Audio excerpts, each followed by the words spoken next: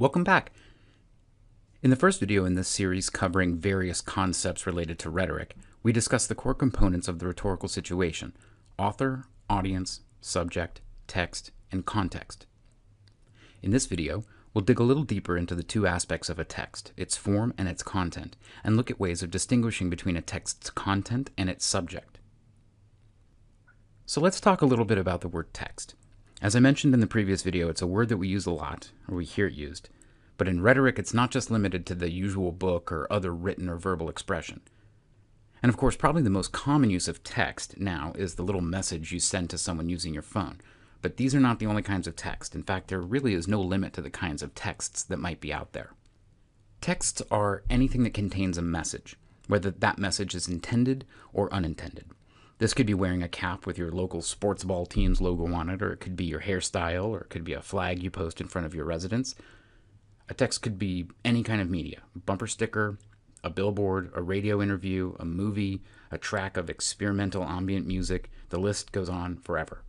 Anything that contains a message for the purposes of rhetorical analysis, we would consider a text. Now, texts have two essential aspects: form and content. The form is the container, and the content is the message itself. The example I give here is Lincoln's famous Gettysburg Address. Simply put, the form of the text is a speech, and the content of that speech are the actual words he was saying, 7 years ago and all that. And just to reconnect to the idea of texts including things without words, consider that when you wear that Metallica shirt or you put on that Phoenix Suns cap, the people around you are going to read that and receive a message, whether it's one that you intended or not. A lot of what they read into it will have to do with their own attitude towards the subject, of course, and we'll talk a lot about that dynamic later. But for now, just keep in mind that the shirt or the hat is the form, and the logo is the content. The reader is going to interpret that message in whatever way they end up interpreting it. You like that band, or you like that team, that's what they're thinking. You're promoting it, maybe. You're making a statement. If you're, say, wearing the basketball team hat in a different city during playoff season, right? So whatever happens, it's a text, and you're wearing it. One approach to rhetorical and literary analysis is to examine the extent to which a text's form and content agree with each other, and what impact that may have on a reader. The form and content of a text would be considered in agreement if the expectations surrounding the form are more or less fulfilled by the content. I know that that's abstract again. It's just that certain types of message containers have certain kinds of expectations associated with them, and when the content of a given text doesn't agree with the form, well, strange things can happen, and sometimes even in a good way. I'll give you an example: the text message. Again, just because the word text is there, we shouldn't think that that's all texts are in a rhetorical sense, but let's go ahead and think about a specific form of a text message right now. So you know when you get a text message that's long, that's so long, in fact, that it's deployed pretty much in paragraph form over several messages. Have you ever got a text message like that?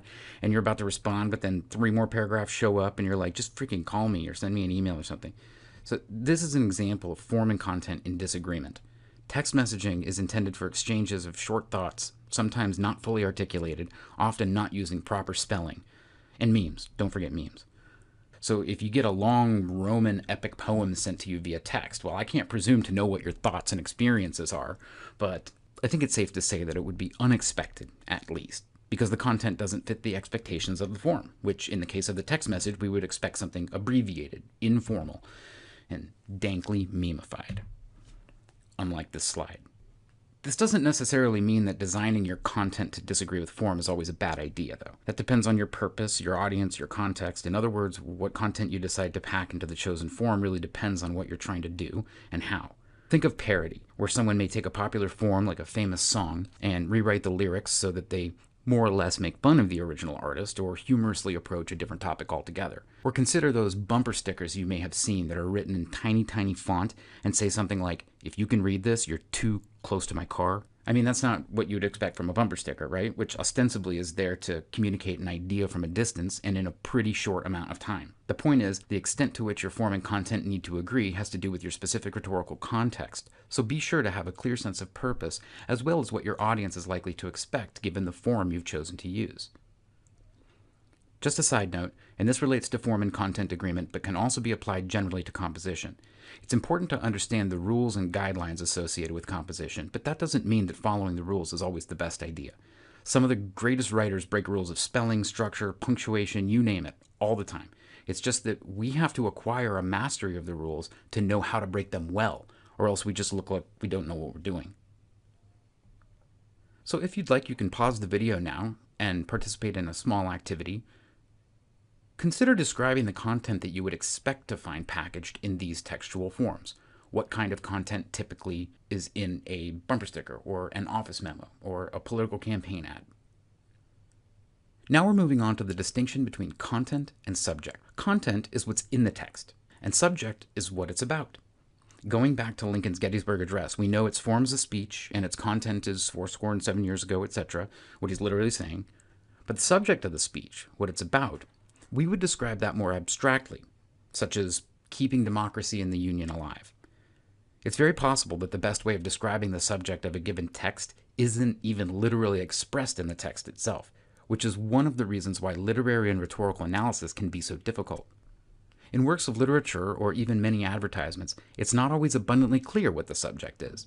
That's why in academic and most professional writing, you want to provide a clearly articulated thesis to really get that message across. In the next video, we'll look at methods of appealing to logos, ethos, and pathos, that is, logic, credibility, and emotion and values, in the composition of texts.